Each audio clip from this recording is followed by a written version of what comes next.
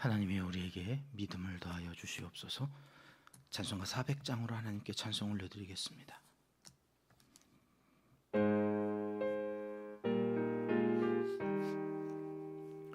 험한 시험 물속에서 나를 건져주시고 노한 풍랑 지나도록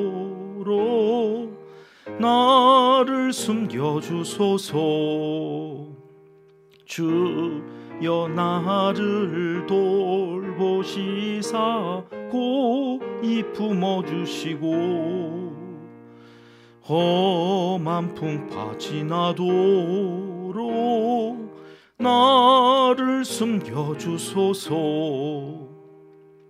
권세 능력 무한하사 모든 시험 이기고 풍랑까지 다스리는 주님 앞에 비오니 주여 나를 돌보시사 고이 품어주시고 험한 풍파 지나도록 나를 숨겨주소서. 죄악 길에 빠진 이 몸 캄캄한데 헤매며 부르짖는 나의 원 들으소서. 내 주여 주여 나를 돌보시사 고이 품어주시고 험한 풍파 지나도록 나를 숨겨주소서.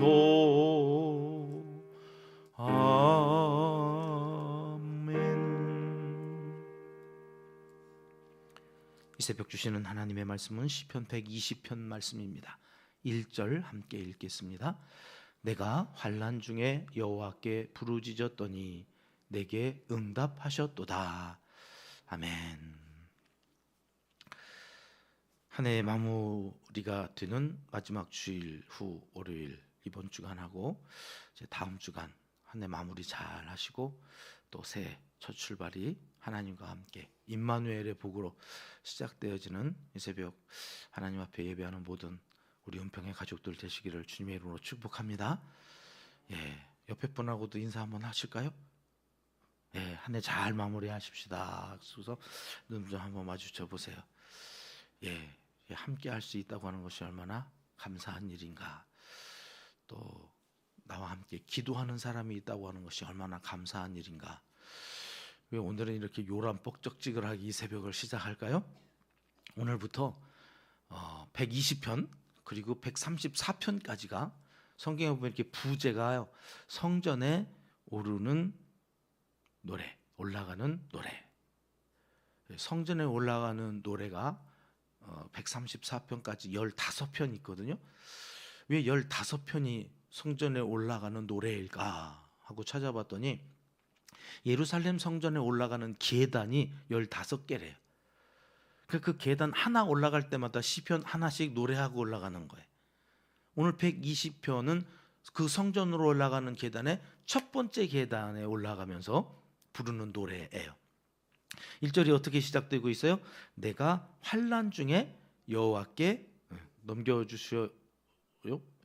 환난 중에 여호와께 부르짖었다. 근데 내게 응답하셨다는 거예요. 여러분, 성전으로 향하는 성도의 발걸음이 이제 첫 번째 계단을 올라갔어요. 성전에 조금 더 가까워졌지만 아직은 세상이 더 가까워요, 성전이 더 가까워요? 첫 번째 계단을 올라갔으니 여전히 세상이 더 가까워요. 세상은 어떤 곳이라는 거예요? 환난 중에 어려움이 있고 곤란함이 있고, 그죠? 눈 뜨면 걱정이야. 야, 여기 안 아픈 데가 없고 세상 왜 이렇게 힘드냐.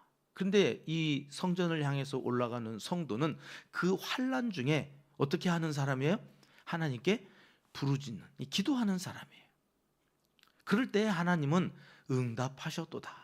우리 한국말로는 이게 응답하셨도다 과거형으로 되어져서, 야, 이게 성전으로 올라가는 성도는 환란이 있어도 계단 한 걸음만 딱 가서 기도하면 하나님이 다 응답해 주시는구나, 이렇게 이해가 되는데, 히브리어 원어에서는 이게 과거형이 아니라 여전히 환란 중에 있다고 하는 이야기. 기도는 하는데 응답되는 게 하나도 없어. 근데 지금 성도는 응답하신 줄 믿고 미리 가부를 하죠. 이 감사도 그러니까 가부라는 성도들이 있어요. 아직 감사할 게 하나도 없어요. 기도가 응답된 것도 없고 여전히 세상은 환란 가운데 나를 괴롭게 하는 일들 투성이인데, 성도는 한 계단 딱 성전에 올라가면서 그곳에서 이미 내가 하나님 앞에 기도한 것은 응답되어 준 줄 믿습니다. 그리고 그 믿음으로 감사를 미리 하는 거예요. 미리. 아, 그렇구나. 우리가 예수를 믿을 때 하나 바뀌어지는 것 없이 여전히 내 삶은 고통 가운데 있을 때라도 믿음의 사람들은 어떻게 살아가는 사람들이냐? 미리 감사하고 내가 기도할 기도의 제목들에 대하여서 하나님이 다 응답하셨다고 과거형으로 고백하면서 나아가는 사람들이다. 2절 말씀으로 가볼까요? 함께 읽습니다. 여호와여, 거짓된 입술과 속이는 혀에서 내 생명을 건져 주소서.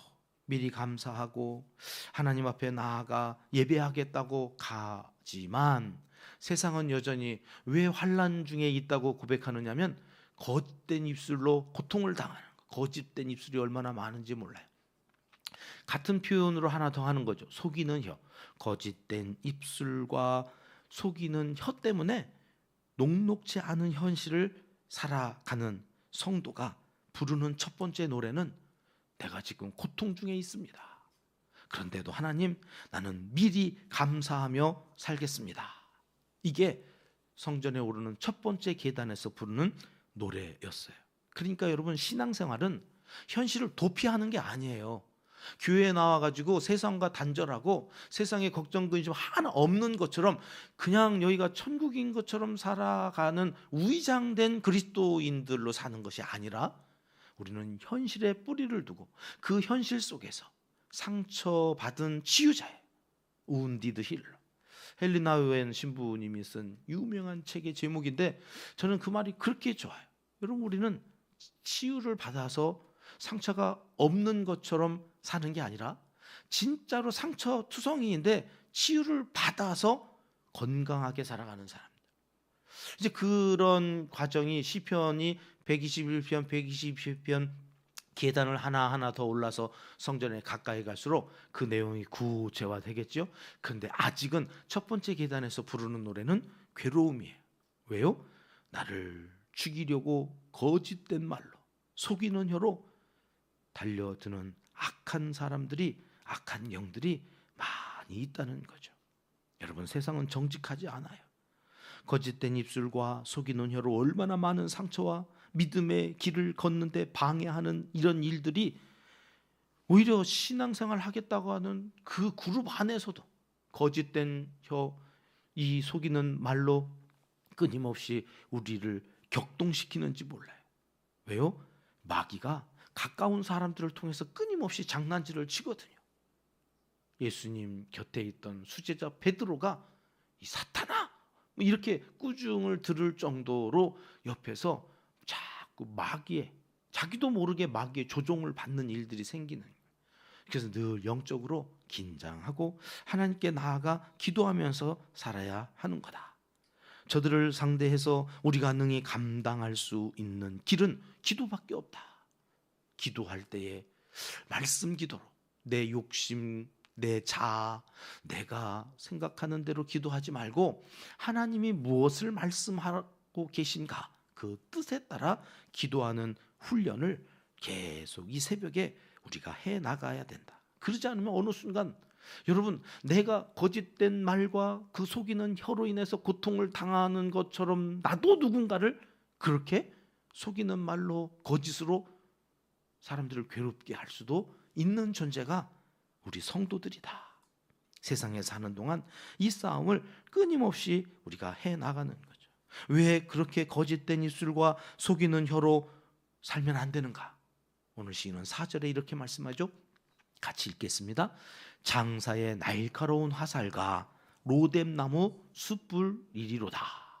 이렇게 거짓된 입술, 속이는 혀, 그래서 사람들을 끊임없이 괴롭게 하는 사람에게 어떤 일들이 일어나느냐?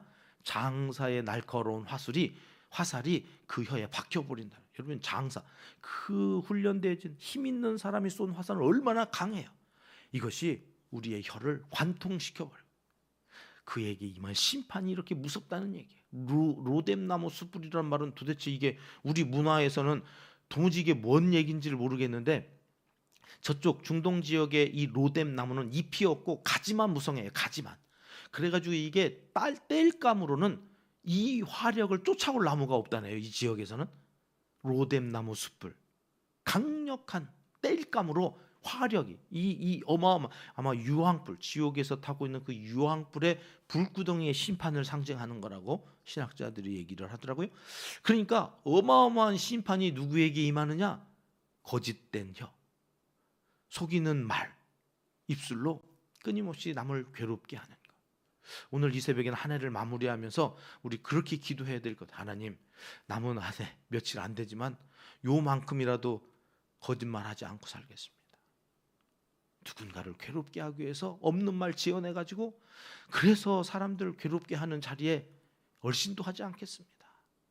내가 주동도 안 할 거지만 그런 사람들 곁에서 맞장구 치면서 그렇게, 그래서 장사에 이 쏜 화살이 내 혀에 꽂히지 아니하도록 오늘 또 내 인생 가운데 로뎀나무 불처럼 활활 타오르는 심판의 대상이 되지 않게 해달라고 하나님 앞에 기도하고 성령님의 인도하심을 따라서 거짓말하지 아니하는 하나님의 사람들이 되시기를 주님의 이름으로 축복합니다.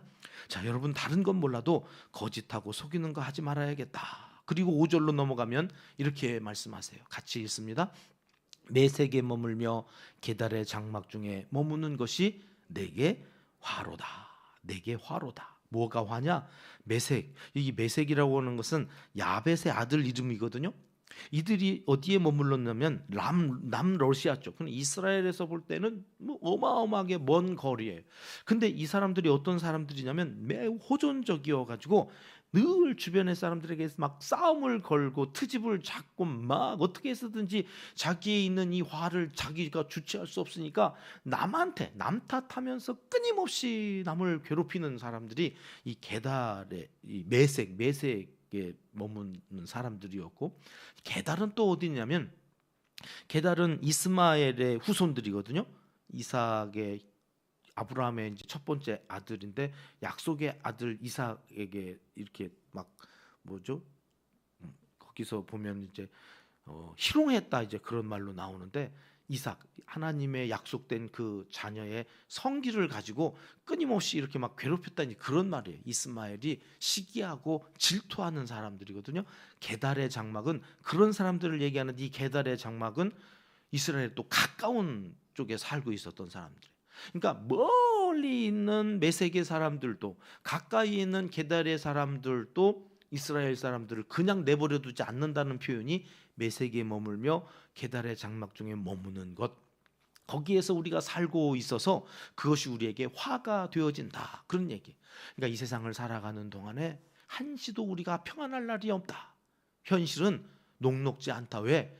호전적인 메섹의 사람들과 끊임없이 우리를 시기하고 질투해서 괴롭히는 게달의 장막에 있는 사람들과 더불어서 함께 살려 하니 이게 내게 화로다, 그런 거죠. 내게 화로다. 그래서 우리는 어떻게 살아야 된다고 그러나요? 6절 말씀 볼게요. 마지막 절인데 같이 읽습니다. 내가 화평을 미워하는 자들과 함께 오래 거주하였도다. 나는 화평을 원하지만 사람들은 끊임없이 화평을 미워해. 그래가지고 나를 괴롭히니 세상은 참 살기 힘드는구나. 그래서 어디로 향한다는 거예요? 내 발걸음이 성전으로. 그래서 첫 번째 계단을 올라, 그리고는 감사하는 거야. 하나님, 내가 그래도 성전의 첫 계단을 올라서 내가 기도한 적 하나님이 들어주실 것을 미리 믿음으로 내다보며 감사하는 사람으로 살 수 있어서 고맙습니다 하고 부르는 노래가 오늘 첫 번째 계단에서 부른 시편 120편이다. 이거 정말 힘든 일인지요. 화평을 미워하는 자들과 함께 더불어서 나는 미리 감사하며 살 수 있다고 하는 것, 이것이 얼마나 힘든 일인지 몰라요. 나는 7절 말씀이 있네요. 7절 말씀 같이 읽을게요. 나는 화평을 원할지라도 내가 말할 때 그들은 싸우려 하는도다. 여러분, 그러니 끊임없이 싸움을 걸고 나를 죽이려고 달려드는 그 사람들을 보면 낙심밖에 할 수 없잖아요. 한숨밖에 안 나오잖아요. 그때 또 새벽을 깨우며 이렇게 기도하면서 하나님께로 향하는 거예요. 첫 계단을 올라서 나는 화평을 원합니다. 하나님, 내게 화평케 하는 은사를 주셔서 우리에게 그 은사로 하나님 앞에 나아가 예배할 수 있게 해 주시옵소서. 첫 계단을 오르며 부른 저들처럼 우리도 그렇게 한 해를 잘 마무리하고 새해 우리 교회 화평을 이루어가는 아름다운 하나님의 예배자들이 되시기를 하나님은 이 새벽 간절히 원하시고 계십니다. 기도하겠습니다. 하나님 아버지, 세상 살기 호락호락하지 않습니다. 믿는 자들이라 하면서 거짓된 입술로 속이는 혀로 화평을 원할지라도 싸우자 달려드는 약한 사람들로부터 우리를 구원하여 주시옵소서. 말로 상처 주는 악에서 우리를 건져내어 주시옵소서. 이제 못다한 기도를 주님 가르쳐 주신 기도로 아뢰오니 하늘에 계신 우리 아버지, 아버지의 이름을 거룩하게 하시며 아버지의 나라가 오게 하시며 아버지의 뜻이 하늘에서와 같이 땅에서도 이루어지게 하소서. 오늘 우리에게 일용할 양식을 주시고 우리가 우리에게 잘못한 사람을 용서하여 준 것 같이 우리 죄를 용서하여 주시고 우리를 시험에 빠지지 않게 하시고 악에서 구하소서. 나라와 권능과 영광이 영원히 아버지의 것입니다. 아멘. 함께 기도할 합심기도 제목입니다. 기도하는 것은 이미 응답받은 것처럼 믿음으로 살게 하소서. 기도하고 시작하겠습니다. 첫 번째 비전입니다. 감동과 감격이 넘치는 예배 공동체가 되게 하소서. 나라와 한국교회 지도자들을 위해서 기도하겠습니다. 온 성도님들의 일터와 사업장, 생업을 위해서 이 한 주간도 하나님 우리 믿는 자들의 생업을 지켜 주시옵소서. 태국의 김상혜 선교사님, 대만의 조나단 선교사님을 위해서, 충북 귀땡교회 김영실 목사님과 세소망교회 조건호 목사님을 위해서 이름을 한 번씩만 부르시며 기도해 주십니다. 환우들의 영혼을 강건케 하시고 육신을 치료하여 주셔서 함께 기도하는데, 또 죄송한 말씀 드려요. 4층 기도실 당분간 운영할 수 없게 되었습니다. 양해해 주시고 있는 자리에서 자기 귀에 들릴 정도는 조곤조곤 기도하시면 좋겠어요. 그렇게 기도하시다가 자유롭게 폐회하겠습니다. 함께 기도하십니다. 참 좋으신 우리 아버지 하나님, 감사합니다.